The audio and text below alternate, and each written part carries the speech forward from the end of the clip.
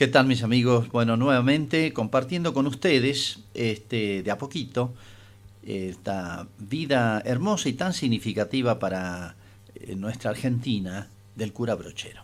Bueno, les pido un poquito de paciencia antes de entrar plenamente en el tema de nuestro cura, una especie de introducción, es decir, ambientación, porque vamos a entender plenamente su personalidad y su accionar apostólico, que está muy en estrecha relación con los momentos que vivía el país. Bueno, anteriormente les había hablado como la familia Brochero, que vivía desde hacía ya varias generaciones en Santa Rosa del Río Primero, es decir, en la zona que, para que se ubiquen, entre la ciudad de Córdoba, camino a Santa Fe, digamos. Ese pueblo existe, hoy es una ciudad. Bueno, allí en la zona de campo, sometida a duros trabajos de labor rural, sometida 2 o 3 veces al año de las depredaciones de los indígenas, hasta que se había puesto un poquito de remedio con los pueblos de indios y los fuertes. Pero, ¿qué pasa? Vamos a dar un salto. 1810. Nuestro Brochero nace en el 40. Pero fíjese, en 1810 una columna viene de Buenos Aires, una columna militar, hacia Córdoba, que era una ciudad muy grande y muy importante, de las más importantes del país, a pedir la aceptación de la Junta de Buenos Aires, ese gobierno autónomo. Bueno, hay sospechas contra Buenos Aires del interior, ya vienen desde aquella época, son muy viejas, y bueno, no aceptan tan fácilmente, y allí está Liniers. Recuerdan ustedes que Liniers es tomado preso y fusilado. Este héroe, gran hombre, Liniers, Santiago Liniers, de las invasiones inglesas. Fue un fusilamiento totalmente innecesario e injusto. Pero bueno, es otro tema. El asunto es que en ese momento, fusilan también al comandante de la frontera. ¿Qué pasa? ¿Cómo eran los fortines de la época? Y los describe el Martín Fierro. Gente conchavada, muchos eran campesinos de la zona, vuelven a sus tierras. Otros eran a veces algunos delincuentes que pagaban sus penas, sus culpas, penaban ahí en los fortines, mal pagados, mal alimentados, mal vestidos, eran muy fáciles a la deserción. Fusilan al comandante, bueno, se disuelve la defensa fronteriza, lo cual significó que fuese aprovechada muchísimo después por las invasiones de los indios. Pero no es eso solamente, empiezan las guerras civiles argentinas. ¿Recuerdan ustedes? El fusilamiento de Dorrego, ¿recuerdan ustedes la muerte de Quiroga en el año 35? El levantamiento de los caudillos, Ramírez, López, Artigas. Empieza la lucha por la hegemonía, federalismo o centralismo. Era un poquito los dos temas en pugna. Federalismo, o sea, las provincias con su autonomía, con su dignidad, o centralismo, Buenos Aires va a manejar todo. Bueno, en el 30 y pico sube Rosas, primero en la campaña de Buenos Aires, después asume la jefatura de la Confederación. Hizo una confederación de provincias para que rigiera el sistema federal. En Córdoba va a estar el gobernador López. Bueno, un tiempo de cierta estabilidad, hasta el año 52, recordarán ustedes, tiene 12 años nuestro cura, nació en el 40, la famosa batalla de Caseros. Un hombre que era de confianza de Rosas, el general Urquiza, gobernador de Entre Ríos, un hombre buen militar, corajudo, tenía buenas tropas, era uno de los hombres más ricos del país. Hoy se conserva su sede, el Palacio San José. Bueno, con apoyo de los franceses, sobre todo, dinero francés y apoyo de los portugueses o brasileros. Bueno, avanza sobre Buenos Aires y derrota a Rosas en el año 52, la batalla de Caseros. Bueno, parecía ser un federal más moderado. Había cierto fastidio porque Rosas terminó siendo una especie de un cierto autoritarismo y se pensó que era más o menos como un unitario en ese sentido. Entonces, Urquiza parecía como el verdadero federal. Y muchos creyeron en Urquiza. Urquiza era un poco ingenuo, quería la paz y había sido un poquito convencido por los unitarios que estaban exilados en Uruguay y sobre todo por Brasil, ya estamos hablando de Brasil, que quería avanzar sus territorios y de hecho lo iba a hacer sobre lo que sería el Río Grande del Sur. Bueno, con apoyo de Brasil, con dinero francés y todo el apoyo de los unitarios, vence en la batalla de Caseros y, recuerdan ustedes, aquí viene la Constitución del 53, bueno, pero del 53, en la Constitución, hasta la que sería la batalla de Pavón, 1861, esta sí que es una fecha memorable, 1861. Nuestro cura tiene 21 años. Durante estos años, del 52, 53 hasta el 61, podríamos decir que es la hegemonía del Urquiza. Un hombre tuvo mucho prestigio, tuvo mucha fuerza, pero él venció a Rosas y los unitarios se quedaron con el poder. Tarde se dio cuenta Urquiza, se arrepintió de haber volteado a Rosas 1000 veces y termina siendo asesinado, porque les creyó a los unitarios tomaron el poder contra los federales, en detrimento de los federales, y entonces termina Urquiza asesinado en el año 70, 61 la batalla de Pavón, 70 el asesinato de Urquiza en su propia casa. Bueno, pero ¿qué significó Pavón? Aún con la presencia de Urquiza, que trató de atenuar estos males, pero no los pudo frenar. ¿Qué significó 1861 la batalla de Pavón?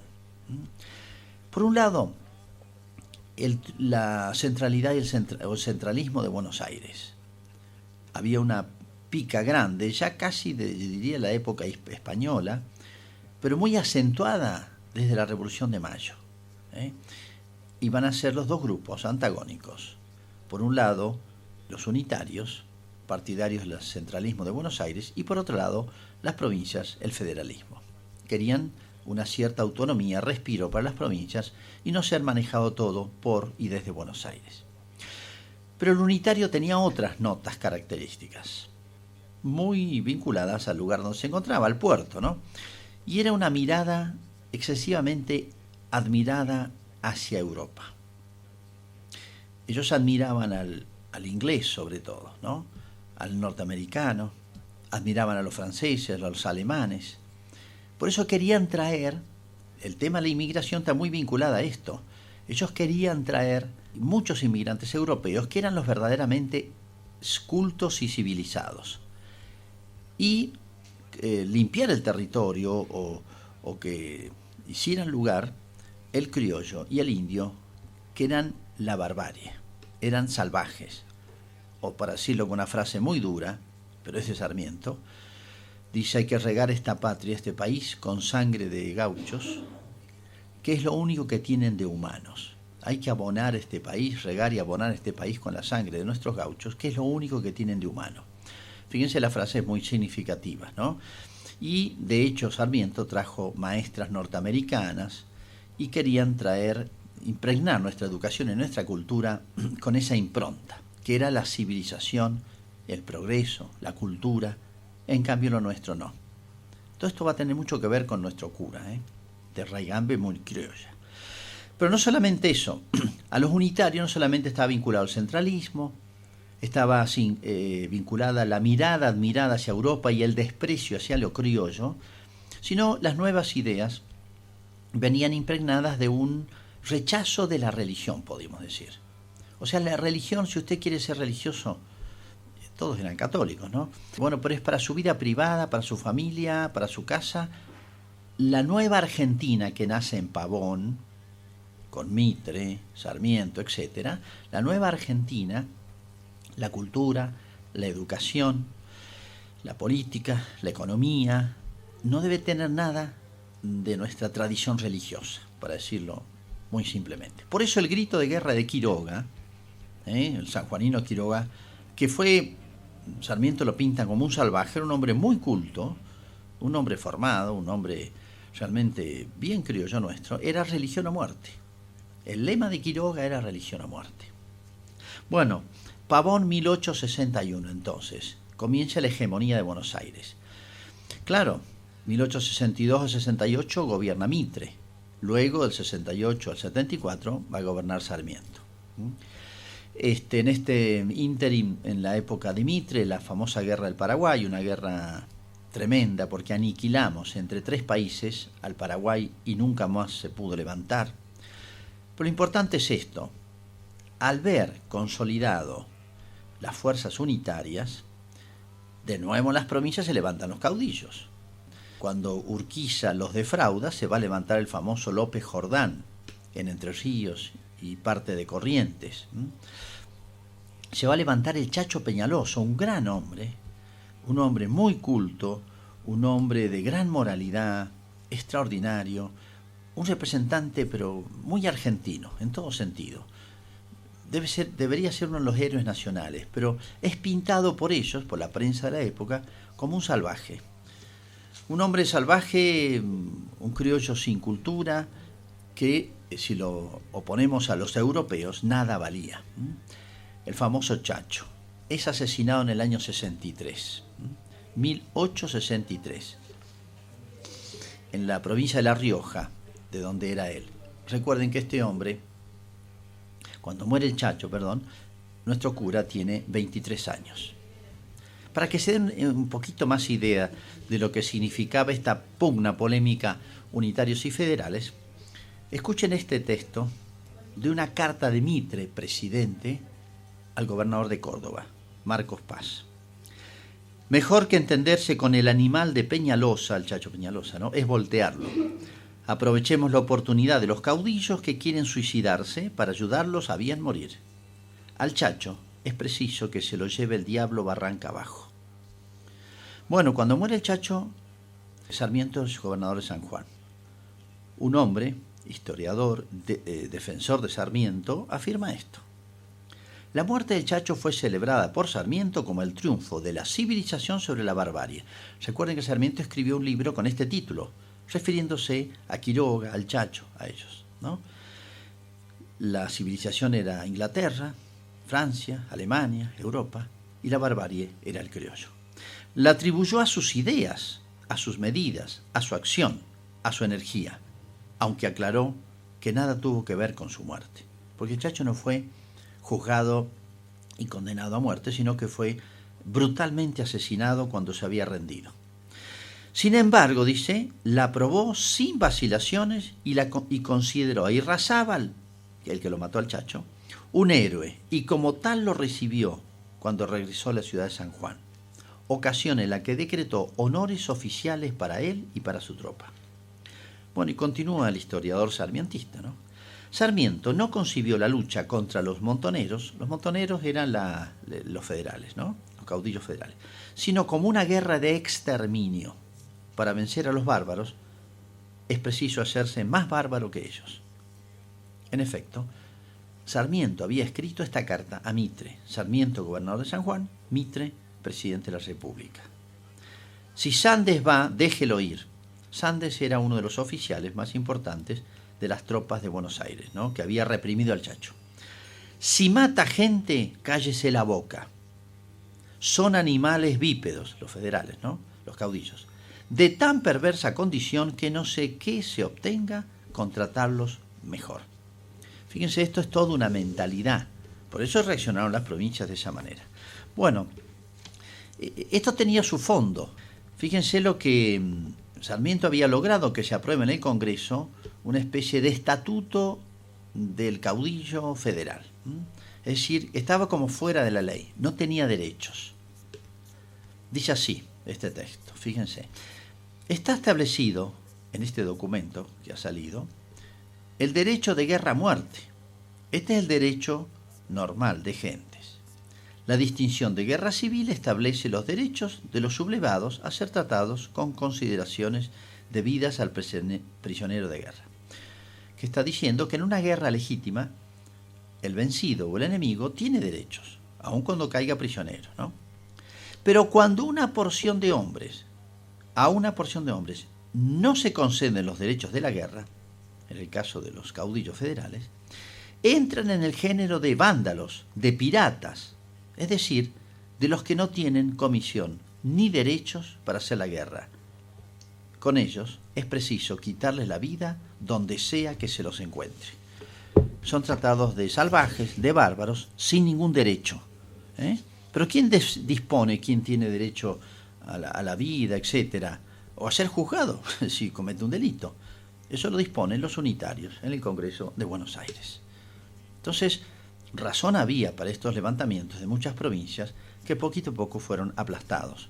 Muere el Chacho, es vencido Felipe Varela y el último López Jordán en Entre Ríos. Bueno, esta época le tocó al cura Brochero, esta época tremenda. Si ustedes recuerdan el Martín Fierro, este poema nacional, justamente refleja esta situación. Martín Fierro es el criollo, que ya no tiene lugar en el país. Lo mandan a la frontera. O sea, ¿para qué sirve el criollo para ir a la frontera? A parar al indio. Mientras la Argentina se llena de extranjeros europeos que son los que traen civilización y cultura, ¿no? Y gasta el pobre la vida, dice el Martín Fierro, en juir la autoridad. Hasta que al final se cansa en el fortín, porque en pésimas condiciones, y se va a los indios. Por eso se escapa. Y dice, en otros, no voy a leer el Martín Fierro, sino recordar el tema central, ¿no? Y dice, ¿hasta cuándo va a durar esto? Dice el Martín Fierro, hasta que venga algún criollo en esta tierra a mandar. Alguien que tenga sentido nacional, etcétera, y quiera realmente nuestra patria, conozca sus raíces, las valore y le hagas dar todos los frutos que puede dar. En cierto sentido, esto es lo que hizo el cura Brochero. Y va a tener mucho que ver con esta gente, porque las guerras civiles dejaron bolsones de soldados, sin jefes, a la deriva, lejos de sus casas, desarraigados, y se convirtieron, como el Martín Fierro, en gaucho matrero. A estos gauchos matreros va a dirigirse muy especialmente el cura Brochero y tiene casos célebres. Bueno, que ya tendremos oportunidad de comentar. Muchas gracias y si Dios quiere, hasta la próxima.